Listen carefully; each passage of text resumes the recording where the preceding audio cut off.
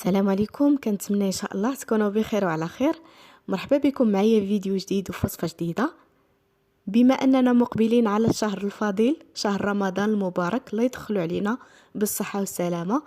اليوم ان شاء الله بغيت نشارك معكم الشباكيه اللي تتكون حاضره في المائده الرمضانيه. نشاركها معكم ان شاء الله بالزنجلان، نشاركها معكم بجميع اسرار نجاحها. كتجي مجعبه شاربه العسل ومقومه. فكنتمنى ان شاء الله الفيديو ينال الاعجاب ديالكم، فتبعوا معايا الفيديو من الاول حتى الاخير باش تشوفوا معايا المقادير وطريقه التحضير.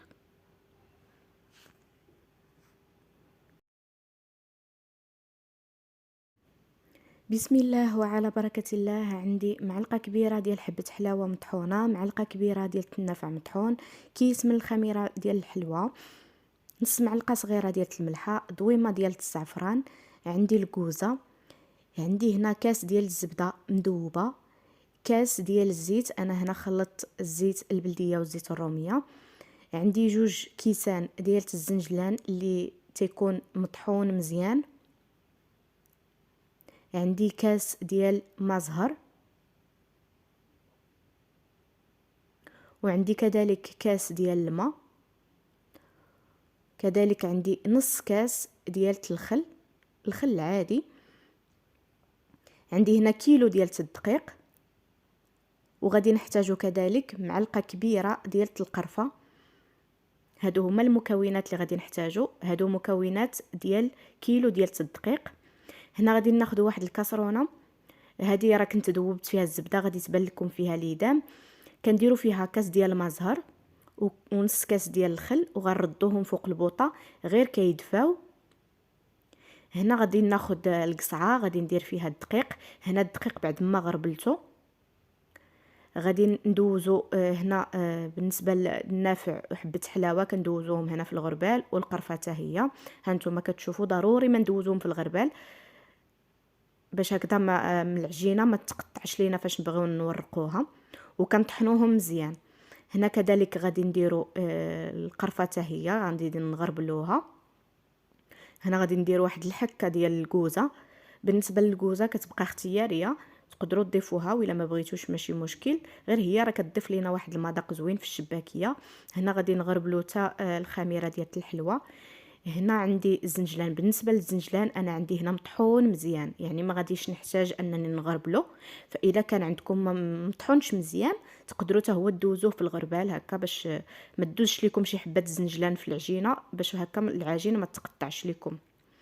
كنزيدوا ديك الملحه وكنخلطوا هاد النواشف مزيان مزيان.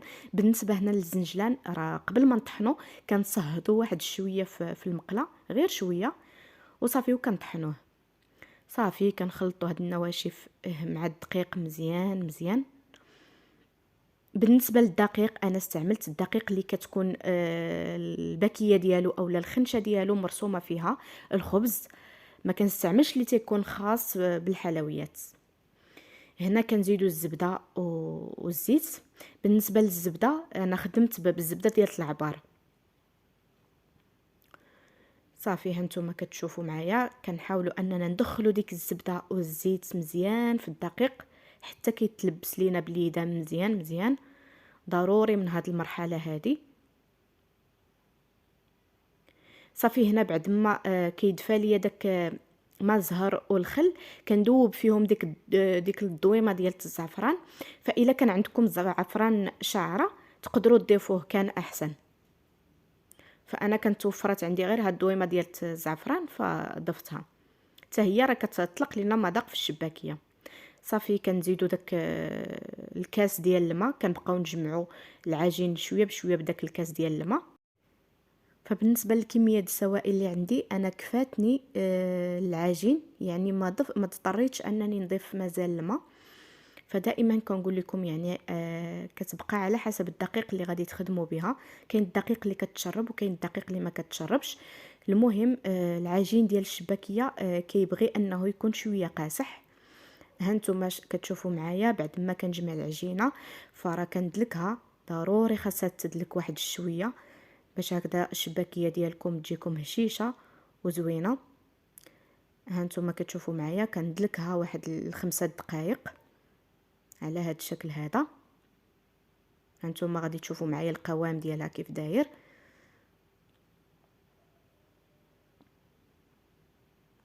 صافي هنا العجين كنقسمها لكويرات، هانتوما كتشوفوا معايا.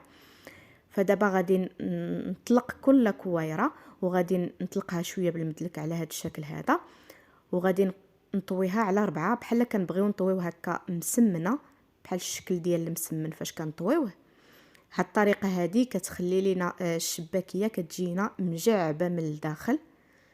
هانتوما كتشوفوا كنطويو على 2 وكنوليو نطويو على هاد الطريقه هذه بحال هكذا. وكل كل جزء ديال العجين كنديروه هكا في البلاستيك الغذائي اولا كنجمعوهم في شي ميكا، وكنخلي العجينه ديالي كترتاح واحد المده ديال ساعه، وعاد غادي ندوزو باش نورقوها. صافي هنا بعد ما كترتاح ليا العجينه هانتوما كتشوفوا غادي نحاول هذا الجزء نقسمو على 3.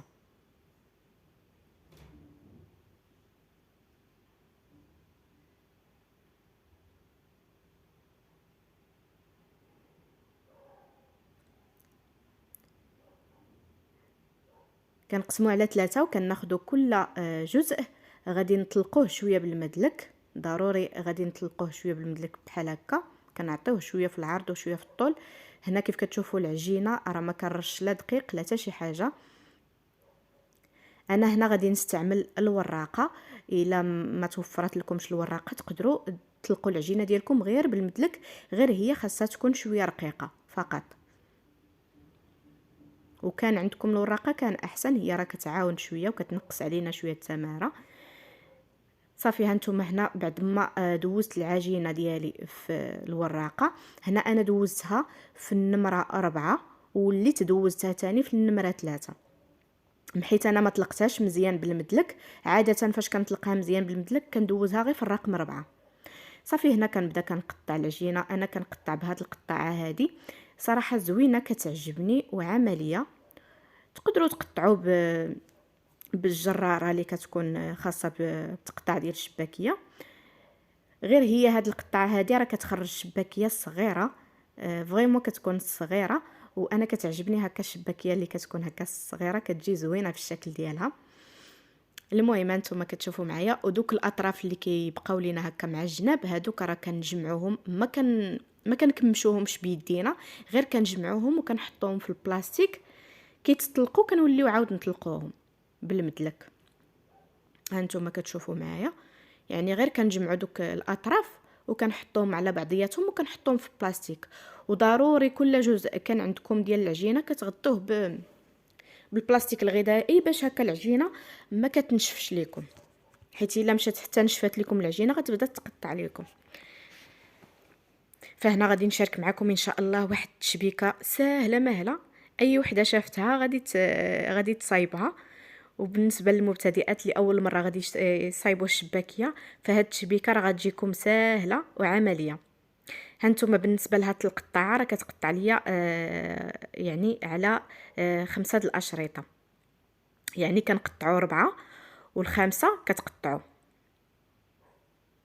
كديروا يعني عفوا 4 د الاشرطه والخامسه كتقطعوا الا كانت عندكم الجراره، الا كنتو غتستعملوا الجراره. المهم هانتوما كتشوفوا معايا هاد التشبيكه هذه. فهنا انا ما زربتش الفيديو باش هكذا تبان لكم واضحه، كتجي هكا تشبيكه زوينه وسهله.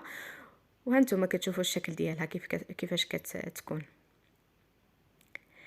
هنا غناخذوا 2 الاشرطه الاولين كنطويوهم على الثانيين، هانتوما شفتوا معايا. والشريط الاخير هو اللي غادي نلصقوا الاطراف ديالو، كنديروه من التحت وكنلصقوا الاطراف ديالو وكنوليو نقلبوها وكتجينا على هذا الشكل هذا. دوك الاطراف حتى هما كنقرصوهم شي شويه كيف شفتوا معايا. هانتوما هذا هو الشكل ديالها، تشبيكه سهله وزوينه كتجي الشباكيه بها زوينه. هانتوما كتشوفوا 2 اشرطه الاولين كنطويوهم على الثانيين، والشريط الاخير كنلصقوا الاطراف ديالو وكنوليو نقلبوها وكتجينا على هذا الشكل. المهم راه كنظن ان الفيديو شارح نفسه. نخليكم مع هاد الطريقه هذه. اعتمدوا هاد التشبيكه هذه، راه زوينه بزاف وسهله كيف كتشوفوا معايا.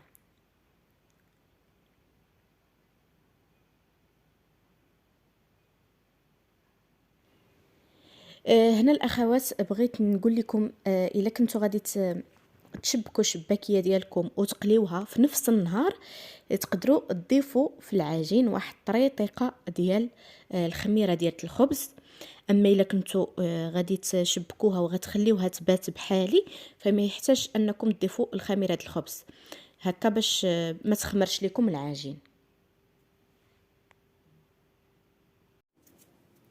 السلام عليكم الاخوات. المهم هذا اليوم الموالي، المهم فاش كنشبكوا الشباكيه كنخليوها تبات. انا بالنسبه ليا كنخليها تبات باش كتنشف وكتبقى شاده الشكل ديالها. المهم هنا فاش ساليت الشباكيه كلها وشبكتها، كنستفها هكا في بلاطويات ولا كنستفها فوق الطبله، وكنغطيها بشي منديل يكون نقي، وكنزيد عليها شي ميكا وكنخليها تبات باش هكا كتنشف مزيان. هانتوما كتشوفوا معايا الشباكيه دابا بعد ما كتنشف، شوفوا الشكل ديالها كيفاش تيكون. هانتوما كتشوفوا كتجي صغيره وكتجي رائعه، كيجي الشكل ديالها زوين. صافي دابا لقيتوني بغيت نقليها، غادي نشارك معكم الطريقه ديال القلي. دابا انا راه عندي هاد الكميه في هاد البلاطو ومازال عندي كميه اخرى فوق الطبله، وهكا كنهز هكا في البلاطو كنقلي شويه بشويه باش هكذا تكون عندي الخدمه منظمه. المهم هانتوما عندي هنا الزيت درتها باش تسخن هنا في المقله، العافيه اللي كتكون متوسطه، وعندي هنا العسل انا راه كنت حضرتها معكم، شاركتها معكم في القناه، غادي نخلي لكم رابط الفيديو في صندوق الوصف. هانتوما كتشوفوا العسل كتجي ناجحه. عندي هنا العسل بارده، هانتوما كنديرها هنا حدايا باش كنقلي الشباكيه هنا وكنطفيها ديريكت في العسل. صافي هنا فاش كتسخن ليا الزيت كنبدا نحط في الشباكيه على هذا الشكل هذا، كنحط الكميه اللي غتهز لي المقله وكنبقى نقلب فيها، يعني ما كنخليهاش حتى كتحمر ليا من التحت عاد كنقلبها على الوجه، كنبقى نقلب فيها يعني حتى كتحمر من جميع الجوانب. هانتوما كتشوفوا وغير كيبان ليا اللون ديالها بدا كيذهب كنطفيو على المقله.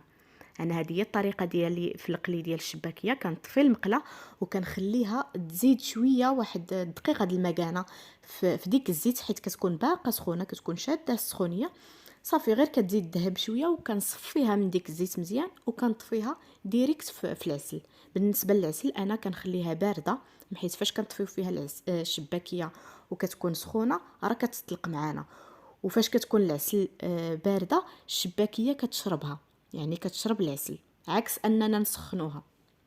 هانتوما كتشوفوا معايا صافي غير كيبان لينا اللون ديالها الذهب صافي. هنا راه البوطه راه كنت طفيتها، صافي كنستقطرها مزيان، تستقطروها مزيان من ديك الزيت باش هكا ديك الزيت ما تخسر لكمش العسل الا تبقى لكم.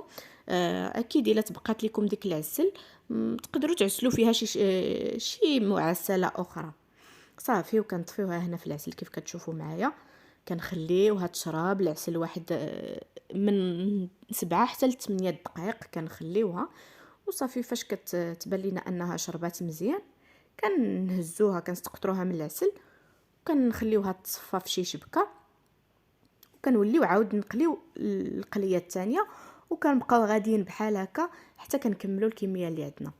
هنا صافي كنت ساليت الكميه ديال الشباكيه اللي عندي، كنستفها هنا هكا في البواطه وكنرشها بالزنجلان اللي تيكون محمر. في كل تتيفه كنديرها كنرش بالزنجلان اللي تيكون محمر.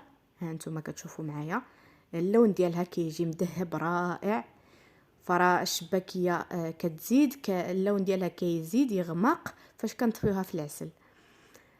صافي هانتوما كتشوفوا معايا راه كتجي واحد الشباكيه لذيذه كتذوب في الفم وكتجي هشيشه. فهنا غادي نعبر معاكم هاد الكميه ديال كيلو شحال خرجات لي، ولكن هنا راه كنا كلينا منها تقريبا، كنا كلينا شي نص كيلو. المهم هنا غيبان لكم في الميزان 200 و 300 2 كيلو 2 كيلو 346 غرام، ولكن هي راه تقريبا كتخرج لينا 3. وعادة انا كيلو ديال الدقيق كتخرج لي 3 كيلو الا ربع حتى 3 كيلو عبار. هانتوما كتشوفوا كنوري لكم الشكل ديالها كيفاش كيجي، كتجي شاربه العسل وكتجي فتيه. كنتمنى ان شاء الله تجربوا هاد الشباكيه، فانا متاكده الى ضبطوا هاد المكونات وهاد القوام اللي فيها والطريقه اللي شفتوا معايا في الفيديو، انا متاكده غادي تنجح معكم من اول تجربه. فهنا اخواتي غادي نكونوا وصلنا لنهايه الفيديو. هنا قبل ما ننسى، فاش تعمروا الشباكيه ديالكم في بواطه اولا في سطيله، غطيو ليها الوجه ديالها بالبلاستيك الغذائي، وديك الساعات ديروا لها الغلاقه ديالها. هذا ما كان. كنتمنى الفيديو اخواتي يكون نال الاعجاب ديالكم. نتلاقاو ان شاء الله في فيديو جديد وفي وصفه جديده. خليت لكم الراحه وفي امان الله.